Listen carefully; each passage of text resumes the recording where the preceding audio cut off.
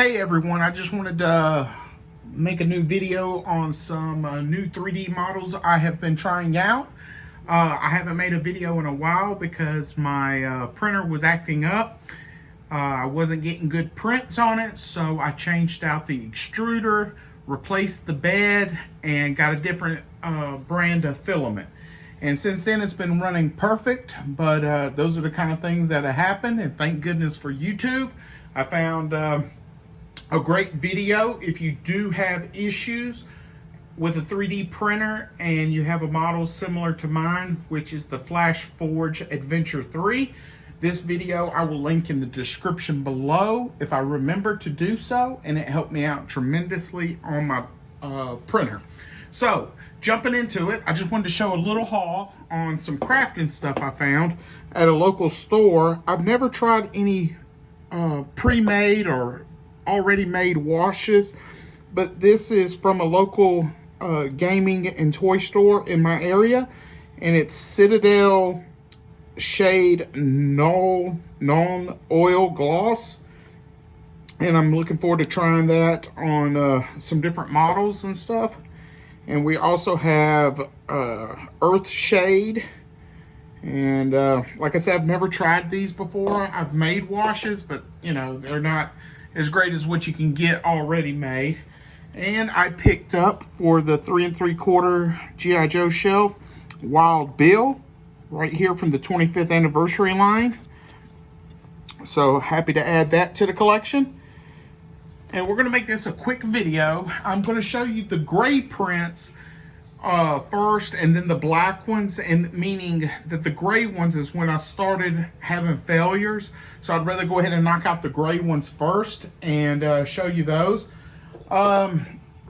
You've seen this container before on previous videos right here. And you can see down here I was having some issues, but I took that same container and just rescaled it, made it shorter and wider, but I was definitely having issues with the prints, because you can see right here on this lid compared to this lid, and that's part of having a 3D printer. Unfortunately, you're going to come across good prints, bad prints, but you can never go wrong with sci-fi type containers, so I'm always printing those. And I just now started painting some of them, so I'm looking forward to learning the process on that. The other thing I did, and I can't read this writing too well, but I'll put it up close in case someone else does. I believe this is the IG handle of the maker of this file, which all of these I found on Thingiverse, by the way. And this is a window AC unit right here. So I'm going to try to make another one, but this time not use infill, because that is a pain to try to get out of the grooves. But it looks good. I like it. It'll do good in the diorama, but definitely want to rescale it, make it a little bit longer maybe. But it'll work great, because here's a window. You know, you plug it up next to your diorama into a window. But or it can just be anything in a sci-fi build.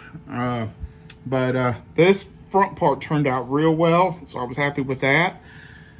Let's see, I did 3 sinks.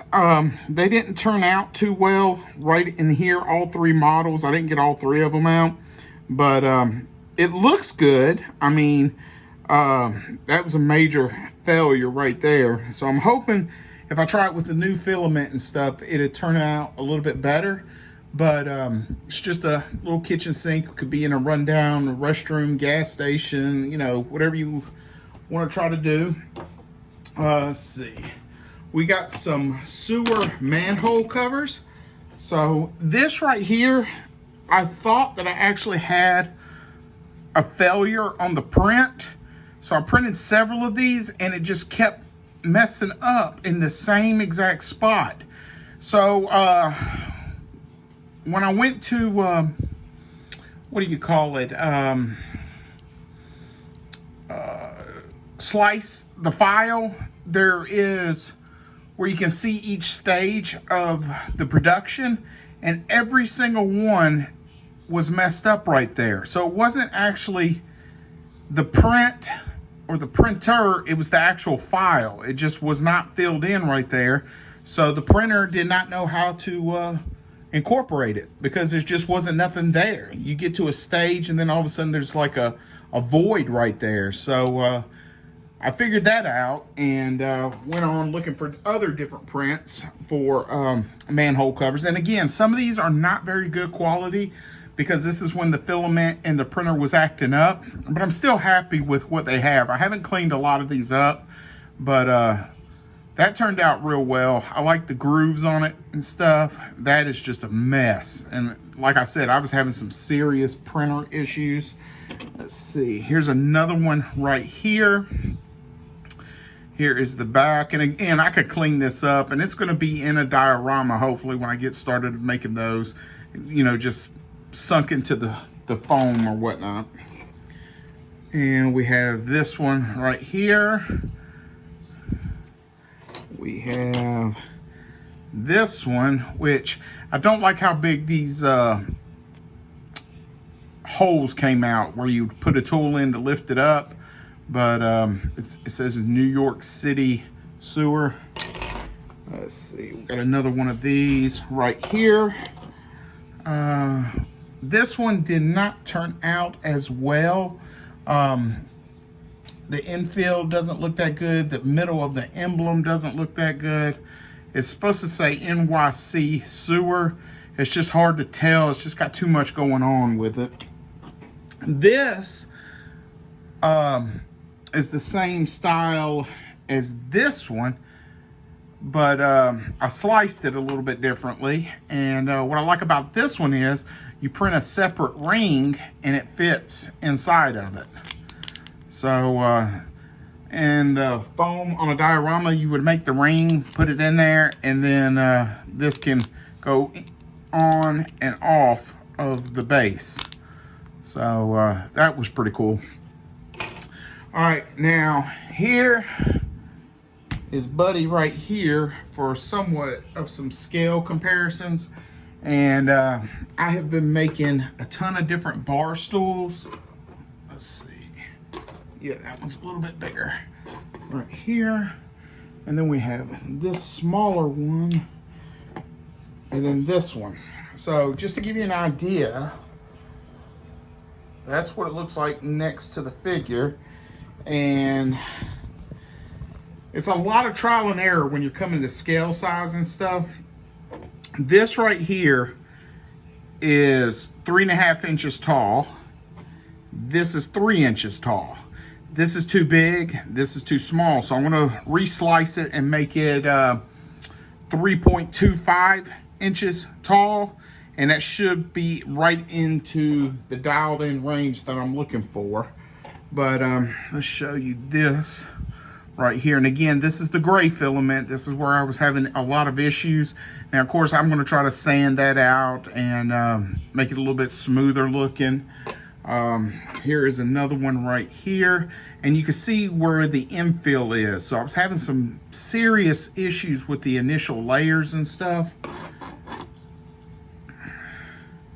There's one, and if you can tell, I'm trying to use the light, the infill is a little bit different as compared to this one. And the reason you're adjusting the infill, oh, excuse me, is because you'll have issues like this. This is where the base of the seat broke off. You can see this is, I want to say 15 to 10% infill, but it's not producing enough to really fill in the legs very well.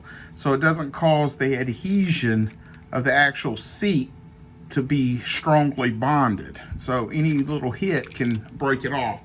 So I do like using a little bit more infill in models, especially because they're a little bit smaller. Let's see. We are almost done with this. I'll try to make these quick, just to the point. Here are some more windows. As you know, I love printing windows of different nature, but it's got a little rough texture where it was sitting on the raft and then it peels up. But you can see, let me see if I can get it in the light pretty good. There's a lip all on both sides where I'm going to take some plastic and glue it right there, and then insert the window into some foam where to sink down into that. So you can make these all different sorts of sizes. They can be taller, wider, shorter, longer. It's, you know, whatever you want to do when you're slicing it. So I'm real happy with these windows. Let's see. The next model is this Yeti cooler. I was real happy how this one turned out. And the lid, it doesn't snap in, but it does rest, you know. There's the bottom. This is after I got the filament working very well and had the infill dialed into the thickness that I wanted, and that came out good. So what I'm going to try to do is get some crafting hinges and put on the back of it. So I'll use some glue and then it will lift up. But I was real happy how these turned out, and you can see next to the character right there. Let's see. That really turned out well. I was real happy with that. The next two things are two toolboxes. These just came off the printer today. This right here is a snap-on toolbox, and it is extremely clean looking. I used a lot of infill, so this is pretty heavy. It's got some weight to it, but I can't wait to paint this red. Put some silver and black accents right here, silver on the snap-on and on the lock. And there it is next to the character. And again, you can make these taller, longer, and have them stackable, just like you would see somebody with a toolkit set in their garage. This is the same model, except for this one says Mastercraft. The developer of these files did an exceptionally good job. I mean, they are just perfectly made. And this is before I did any sizing. So this is actually 1/10 scale right off the bat.